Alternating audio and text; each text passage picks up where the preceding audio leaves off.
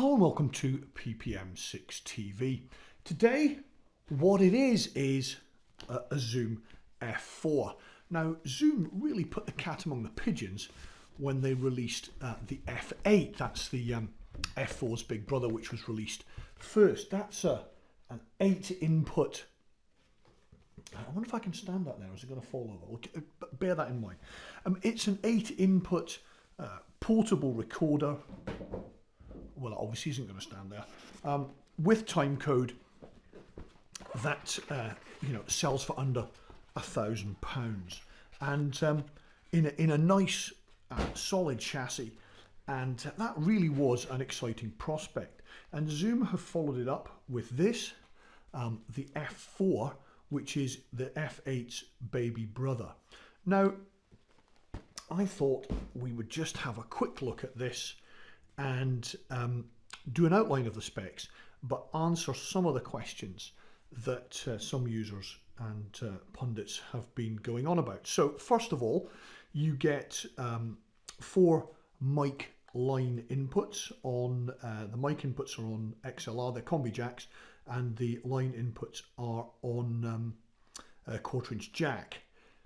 Some people don't like not being able to put line in on XLRs. They don't want to carry converters. The output side is interesting because unlike the F8, you get full-sized XLRs, and that of course is good news in anybody's business. The other thing you get is the tape return is on mini jack, which again suits people if you've got tails and stuff already made up. That's kind of pretty much standard. So your tape return from the camera or whatever will be on a format that's quite accessible. Because you've only got 4 inputs, I say only 4 inputs, the actual physical control layout on the front panel is easier to address. With 8 pots on the front, the F8 was very crowded, and it is difficult to manage that amount of control in such a small space. I mean, these are not, compared to your classic SQN inputs of yesteryear, these are not, fantastic pots to address, but they're not bad. The other thing is timecode. The timecode in and out is on BNC, and that's great.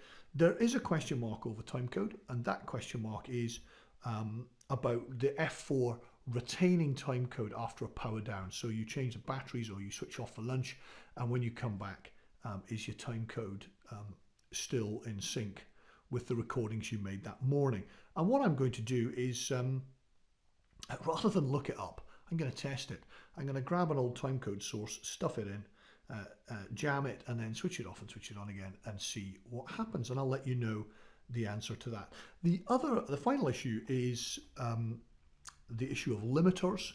The analog inputs don't have limiters on them. The recorder does have limiters, but they are in the digital domain, and if you were icing the cake, you need your limiters in the analog domain, because by the time the audio hits the digital, it's too late if you've overcooked it on the input. I think I'll save my reflections on that to the summing up. I want to try this timecode thing, but just in the hand, it feels great. It's solidly built. It's not a toy. The front panel has a reasonable amount of control. You've got pre-fade switches on each channel. You've got your transport controls at the bottom. The screen, I think, is a bit naff.